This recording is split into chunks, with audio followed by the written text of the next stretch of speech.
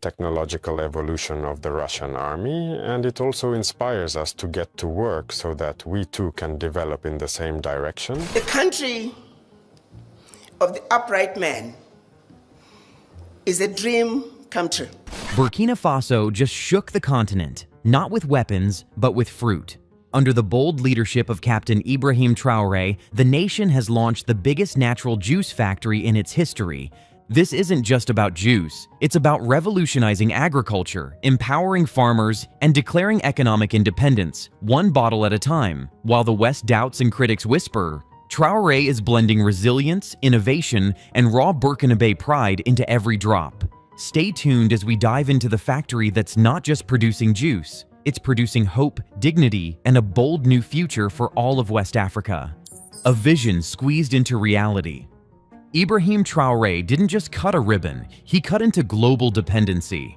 The launch of Burkina Faso's biggest natural juice factory is more than just industrial progress, it's a full-blown declaration of economic independence. For decades, West Africa has exported its fruits while importing finished juice products, locked into a global value chain that profited everyone but Africa. But Traore, the bold face of Africa's rising generation, turned the country fresh for good. Nestled outside Bobo Dioulasso, this factory isn't just a building, it's a symbol of what's possible when a country takes control of its resources and future. This plant presses mangoes, oranges, guavas, and pineapples from Burkina Faso's own soil, turning them into pure, additive-free juice for local consumption and international export. From day one, this project has been all about vision.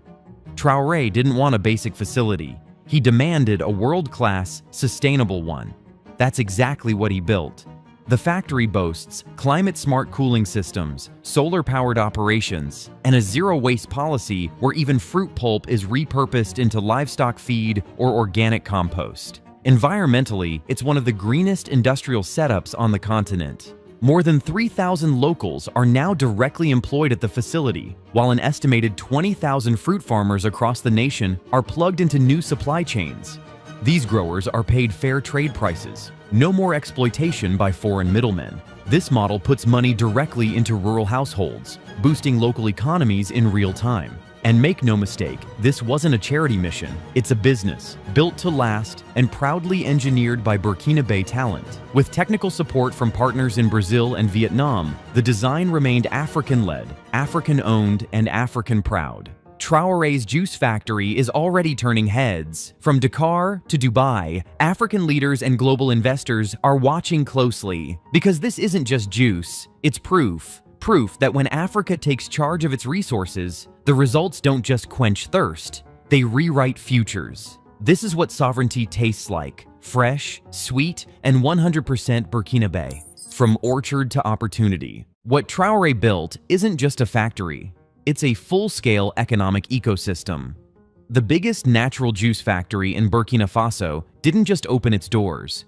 It unlocked income streams that had never existed before. For years, fruits grown in the fertile southern regions of the country would rot away, unpicked and unwanted, due to a lack of demand, infrastructure, and processing capacity. But now, they're liquid gold. Every day, trucks arrive at the factory gates, loaded with citrus, pineapple, baobab, passion fruit, and more, all grown on Burkinabe land. What used to be waste is now wealth. Local cooperatives, especially those run by women, have seen their profits triple since the launch. Farmers are no longer selling for pennies to foreign middlemen. They're part of a national supply chain with stable contracts, guaranteed buyers, and fair trade pricing. That's real empowerment. And the ripple effect? Massive. Supporting industries have exploded in growth. Welding shops stay busy repairing farm machinery. New packaging companies are popping up to meet demand. Restaurants, cafes, and small hotels near the factory are thriving with a steady stream of workers and visitors. What Traore created wasn't just a production site, it was the ignition switch for a grassroots economic revolution. In rural villages, the phrase "biggest natural juice factory" isn't just about refreshments anymore. It's code for opportunity, transformation, and hope. Even the kids are dreaming bigger now. Schools in the surrounding regions are reporting record attendance, and it's no coincidence. Parents can afford school fees.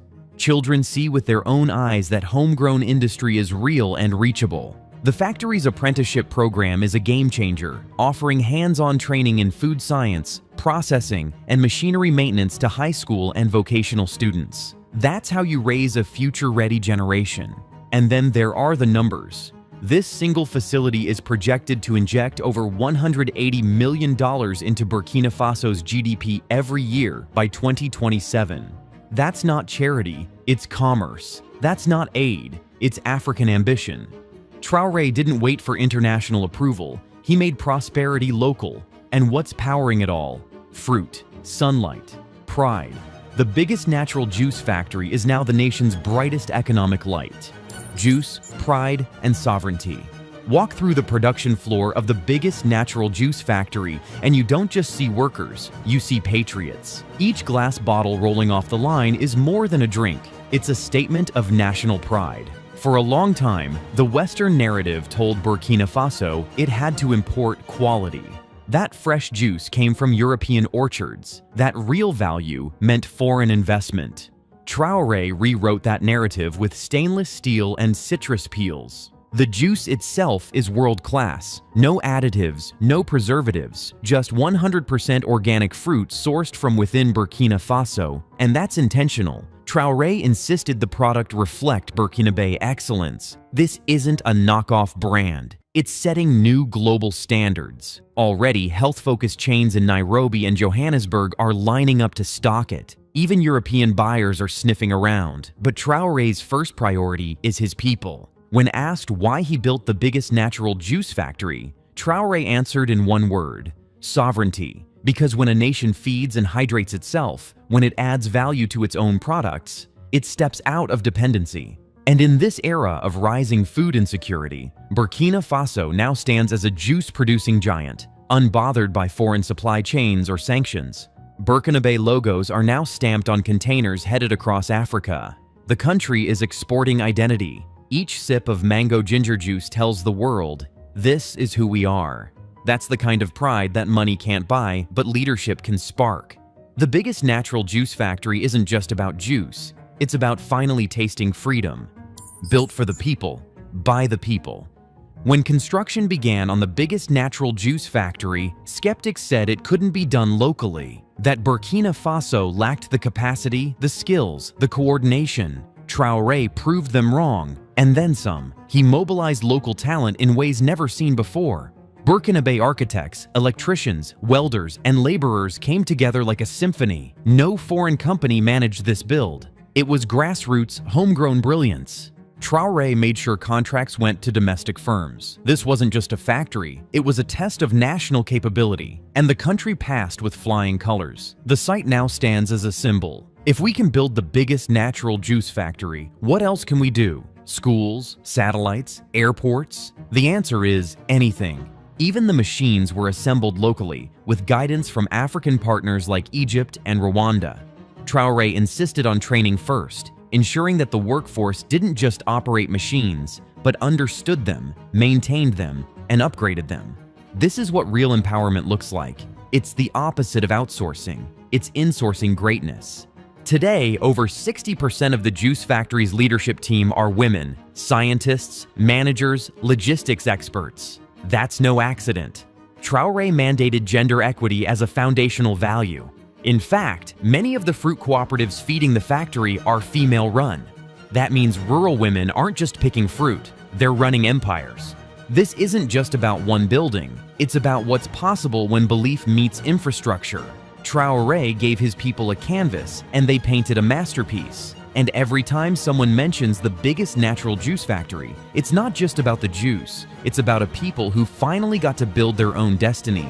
From the Sahel to the supermarket. When bottles from the biggest natural juice factory first hit the shelves, they didn't just slide into local stores, they exploded across West African markets. Cities like Bamako, Niamey, Accra, and even Lagos are seeing a juice craze powered by Burkinabe flavors. The mango lime blend has become a top seller. Supermarkets are devoting entire aisles to this brand. And it's not just hype, it's heritage in a bottle. Traore didn't just want juice, he wanted distribution. He built roads, set up logistic hubs, and streamlined customs with neighboring nations. This allowed the biggest natural juice factory to become a regional export powerhouse almost overnight. Trucks bearing the factory's logo are now a common sight across the Sahel, its national branding in motion. But the marketing goes beyond trucks. Social media influencers across Africa are raving about the brand. The labels feature Burkinabe art and proverbs, turning every drink into a cultural ambassador. Traore knew the power of image, and he turned a bottle into a billboard of Burkinabe brilliance. And with trade deals signed with Algeria, Morocco, and the UAE, the juice isn't stopping in West Africa. It's going global. Plans are in place to launch in France by next year, targeting health-conscious millennials.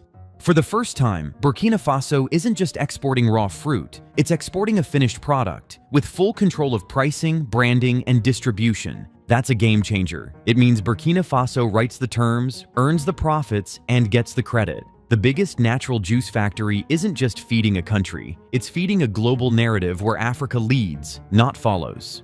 Traore's sweetest legacy yet. Long after the machines quiet down at night, the echoes of Traore's vision live on. The biggest natural juice factory will be remembered not just for its steel and glass, but for its spirit. In a continent often boxed into poverty narratives, this project shatters those frames. It's a bold, sweet declaration that Africa can and will rise by its own hands.